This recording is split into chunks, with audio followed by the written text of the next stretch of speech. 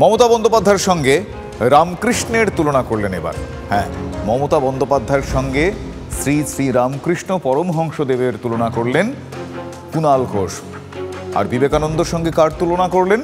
স্বামী বিবেকানন্দর সঙ্গে তিনি তুলনা করলেন অভিষেক বন্দ্যোপাধ্যায়ের, মানে তৃণমূল কংগ্রেসের রাজ্য সম্পাদকের। রামকৃষ্ণের বাণী অভিষেকের মুখ থেকেই শুনতে চায় মানুষ। তৃণমূলে নবীন প্রবীণ বিতর্কের মধ্যে এমনই ইঙ্গিতপূর্ণ মন্তব্য করলেন তৃণমূল কংগ্রেসের অন্যতম মুখপাত্র কুণাল ঘোষ। এর আগে চৈতন্যদেবের সঙ্গে মমতা বন্দ্যোপাধ্যায় তুলনা করেছিলেন ব্রাত্য বসু, আপনাদের নিশ্চয়ই মনে আছে। আজ কল্পতরু উৎসবের ঠিক আগের দিন এই প্রাসঙ্গিক তুলনা। আজ মমতা বন্দ্যোপাধ্যায়ের সঙ্গে শ্রীরামকৃষ্ণদেবের তুলনা করলেন কুণাল ঘোষ এবং স্বামী বিবেকানন্দের সঙ্গে অভিষেক বন্দ্যোপাধ্যায়ের তুলনা করলেন কুণাল ঘোষ। কিভাবে তুলনা করলেন, কি বললেন তিনি, আসুন তার মুখ থেকেই শুনি। মমতা বন্দ্যোপাধ্যায় হচ্ছেন শ্রীরামকৃষ্ণ আর অভিষেক বন্দ্যোপাধ্যায় হচ্ছেন স্বামী বিবেকানন্দ।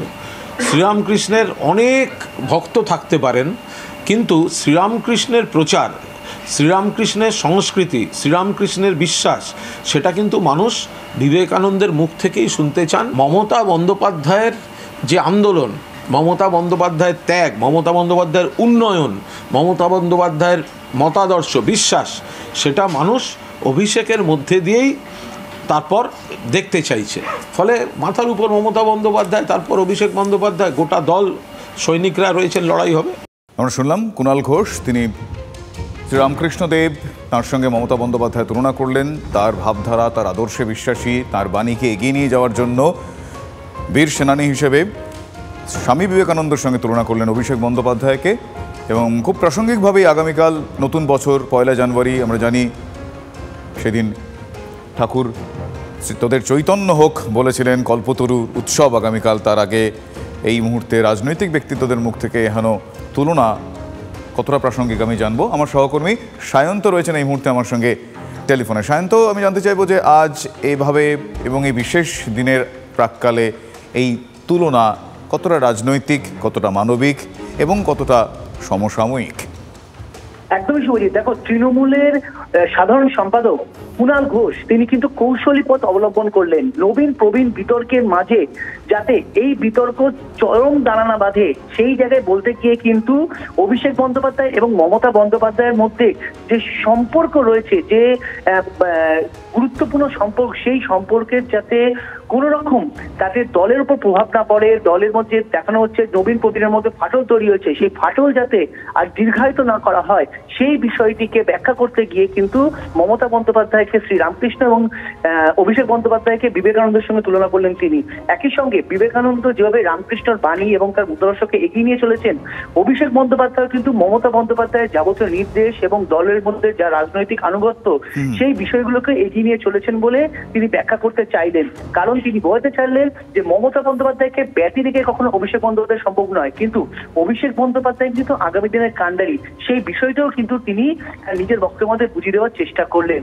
অর্থাৎ যেটা রাজনৈতিক মহল মনে করছে যে তিনি মমতা বন্দ্যোপাধ্যায়কে একদিকে যেমন সর্বোচ্চ গুরুত্ব দিচ্ছেন, তেমনি অভিষেক বন্দ্যোপাধ্যায় যে আগামী দিনের চালিকা শক্তি হতে চলেছে দলের, সেটাও তিনি কিন্তু এই বক্তব্যের মাধ্যমে বুঝিয়ে দিতে চাইলেন। শুভজিৎ, ধন্যবাদ সায়ন্ত। কথা বলছিলাম আমার সহকর্মী সায়ন্তর সঙ্গে। সায়ন্ত কাছ থেকে আমি জানছিলাম যে আজ আপনারা জানেন যে কুণাল ঘোষ, কিছুক্ষণ আগেই তার বক্তব্য শোনাচ্ছিলাম, যে কুণাল ঘোষ তিনি আজকে মমতা বন্দ্যোপাধ্যায়ের সঙ্গে তুলনা করেছেন, মানে শ্রীরামকৃষ্ণদেবের সঙ্গে তুলনা করেছেন মমতা বন্দ্যোপাধ্যায়ের, এবং স্বামী বিবেকানন্দর সঙ্গে তুলনা করেছেন অভিষেক বন্দ্যোপাধ্যায়ের। ঠিক কিভাবে তিনি তুলনাটা করলেন, কি বললেন তিনি, তার মুখ থেকে শুনবো আরও একবার।